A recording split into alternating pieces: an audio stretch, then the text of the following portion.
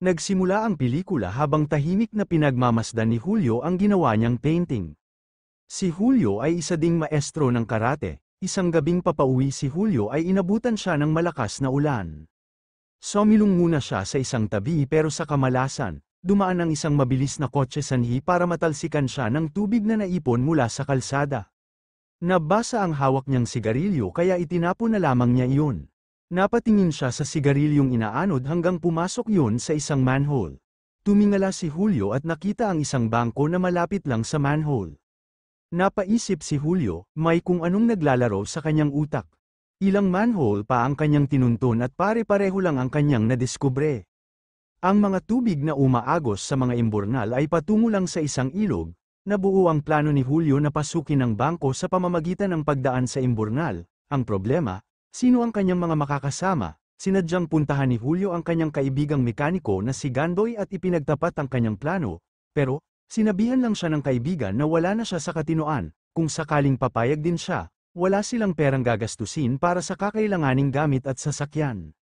Pinuntahan uli ni Julio ang isa pa niyang kaibigan na si Ben, kumagat siya sa plano ni Julio, pero, katulad din ni Gandoy, ipinagtapat niyang wala din siyang perang maya-ambag na gagamitin nila. Itinuro nito ang isa naman niyang kaibigan na si Punso.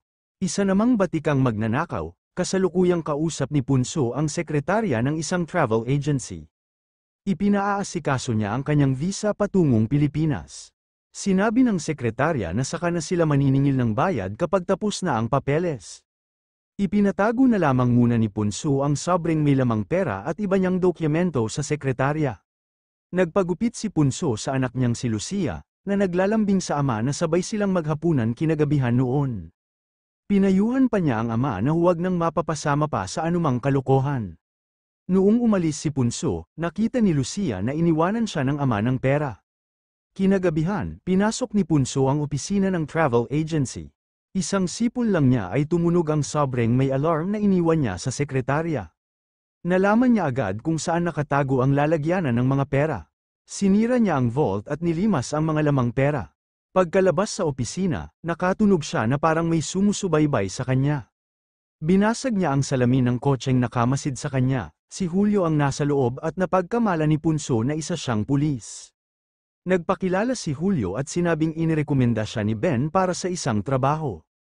Kinabukasan, nagkita ang dalawa. Ipinagtapat ni Julio ang kanyang plano. Isinama niya si Punso sa bangko para maintindihan niya ng detalyado ang ibig niyang sabihin sa kanya inihulog ang isang panukat sa manhole. Pumasok ang dalawa sa imburnal, ayon sa sukat ng metro, 18 metro ang layo nila sa pagiging milyonaryo. Sinabi ni Julio na magtatrabaho lang sila kapag wala ng ulan para hindi sila maabutan ng baha. Nakumbinsi si Punso na sasama sa grupo at siya na din ang tatayong financier sa mga gagamitin. Pinagplanuhan na ng nabuong grupo ang pagpapatupad sa kanilang balak na pagnanakaw. Ang inaalala ni Punso, paano nila malulusutan ang mga motion sensor ng bangko. Pinag-aralan na ni Julio yon, mayroon siyang ginawang motion sensor sa bahay at gumawa din siya ng kasuotan na gawa sa plastic. Hindi nun masasagap ang init na galing sa mga tao kaya hindi na problema ang mga sensor na mga yan. Pumasok sa bangko sina Julio at Gandoy. Inilabas ni Julio ang dalang video camera at sinimulang i-record ang detalye ng loob ng bangko. Nagsumbong naman si Gandoy sa information desk na may nagva-video sa loob ng bangko. Dumating ang isang pulis at isang sekyo, isinama nila si Julio sa ibabang bahagi ng bangko para imbestigahan. Sa kanyang isip, masaya siya dahil umaayon sa pagkakataon ang kanilang plano. Habang naglalakad sila, tinatandaan ni Julio ang bawat detalye sa loob. Pagdating nila sa isang kwarto, binusisi ng gwardya ang dalang kamera ni Julio. Wala silang makitang ikakasama ng bangko, hindi nila alam ay naitago na ni Julio ang memory card. Sinabi niya sa gwardya na inaayos lamang niya ang kamera na ginagamit niya sa trabaho bilang artist. Humingi na lamang ng paumanhin ang pulis at ang sekyo. Dahil nakita na ni Julio kung paano gumalaw sa loob, pati na ang lokasyon ng kanilang target, nakagawa na agad siya ng floor plan para sa bangko. Para malaman nila ang sukat ng distansya mula sa bangko galing sa imburnal, gumamit sila ng bisikleta para walang makapansin. Natansya nila ang layo sa pamamagitan ng bawat ikot ng gulong ng bisikleta.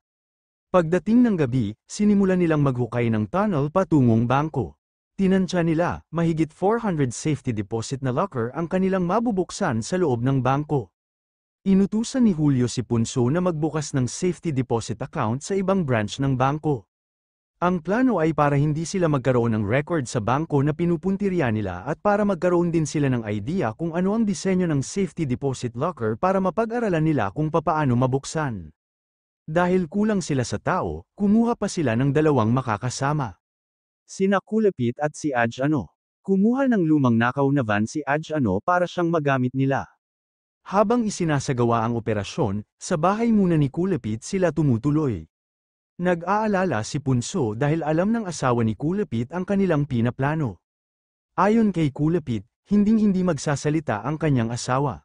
Habang naghuhukay sila, nagalit si Punso dahil wala pa ring maisip na paraan si Julio kung papaano mabubuksan ang mahigit 400 na safety deposit lockers at vault ng bangko. Lumayas na lamang si Punso, nakaisip din naman agad ng paraan si Julio kaya pinuntahan niya agad si Punso. Sinabi niya na papasok sila sa mismong pintuan ng bangko at hoholdapin iyon ng umaga.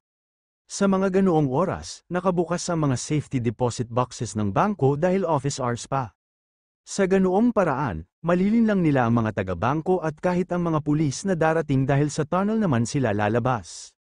Isa sa pinag-usapan ng grupo ay mga larwang baril lamang ang kanilang gagamitin sa pang-hold up. Dahil sa mayroong machine shop si Gandoy, gumawa siya ng malaking hydraulic jack para magamit sa pagsira sa mga lock ng mga deposit boxes sa loob ng bangko. Binigyan ni Julio ng libro para sa pakikipagnegosasyon si Punso para pag-aralan. Siya ang inatasan na makipag-usap sa mga pulis kung sakaling maabutan pa sila. Ayaw pumayag ni Punso pero napapayag din siya ni Julio. Para mas kapani-paniwala ang kanyang pag-arte, nag-enroll pa siya sa isang eskwelahan ng mga artista. Noong dumating ang araw na pagsasagawa ng pang-hold up, gaya ng nasa plano, magkakaiba ang kanilang mga kasuotan. Noong nasa loob na sila ng bangko, agad silang nagdeklara ng pang-hold up. Tuluyan namang nabutas ni Gandoy ang isang dingding ng bangko at isinagawa ang pagbubukas sa mga safety deposit lockers. Noong dumating na ang mga pulis, pinalabas ni Punso ang security guard. Sinabi niya sa mga pulis na kinuha nila ang kanyang cellphone pero ibinalik sa kanya ang kanyang baril. Tinawagan ng negosyador ang cellphone ng gwardya at kinausap si Punso. Habang abalang nakikipag-usap ang pulis na negosyador kay Punso, sinasabayan naman ng paglimas ni Julio ang laman ng mga deposit boxes na alahas at mga pera. Noong nalaman ni Punso na kaarawan ng isang matanda na nasa loob ng bangko, kinantahan pa siya ng happy birthday. Bilang regalo sa matanda, inakay pa siya palabas ng bangko. Muling kinausap ni Punso ang mga pulis at sinabing gusto niyang makausap ang kanyang abogado bago sila sumuko. Tinawagan ng pulis ang numerong ibinigay ni Punso, ang hindi alam ng pulis. Si Punso muli ang sumagot at nagpanggap na abogado. Sinabi niyang darating siya sa bangko para kausapin ang kanyang kliyente. Inabot ng ilang oras sa kahihintay ang mga pulis pero ni anino ng abogado ay wala namang dumating. Lingid sa kanilang kaalaman, matapos malimas ni Julio ang bangko, pumasok sila mula sa tunnel na kanilang hinukay. Dala-dala ang kanilang mga ninakaw na sako-sakong mga pera ay nagmamadali silang umalis. Nakahalata ang mga pulis nang makita nila ang mga manhole sa paligid. Agad nilang pinaharangan ang bukana ng imburnal na papuntang ilog. Pinasok din nila ang bangko at sinaliksik ang bawat sulok. Nadiskubre naman nila ang butas sa dingding pero wala na talaga silang naabutan. Umiba ng daan ang grupo ni Julio, hindi sila lumabas sa ilog. Sa ibabaw ng isang manhole, naghihintay na si Adjano. Binutis niya ang sahig ng van para hindi makita ang kanilang pagpasok. Isa-isang umakyat ang mga kawatan na dala-dala ang kanilang mga nadikwat. Ilang sandali lang, lumayo na ang grupo ni Julio sa lugar. Hindi rin nagtagal, nalaman din ng mga pulis na mga larwang baril lamang ang ginamit ng mga kawatan dahil iniwan pa nila ang mga iyon sa loob ng bangko. Samantala, sa bahay ni Julio, hindi sila makapaniwala sa kanilang nakuhang mga pera, mga ginto at mga alahas. Hinati nila sa 6 ang kanilang mga nakuha. Paglipas ng mga araw, naging masagana ang kanilang mga buhay. Binili ang kanilang mga matagal nang inaasam na mga bagay-bagay. Isang araw, nahuli si Kulapit ng kanyang asawa na kasama ang kanyang kulasisi. Dahil sa sobrang galit ng babae, nagsumbong siya sa mga pulis at sinabi ang lahat ng kanyang nalalaman. Agad hinuli ng mga pulis si Kulapit at nakuha pa sa kanyang bahay ang ilang perang na hold up sa bangko. Isa-isa na ding nahuli ang mga miyembro ng gang kasama na din si Julio na pinuno ng grupo. Nahatulan silang mabilanggo ng 7 hanggang 15 taon. Pero, pagkalipas lamang ng 4 na taon, nakalaya silang lahat.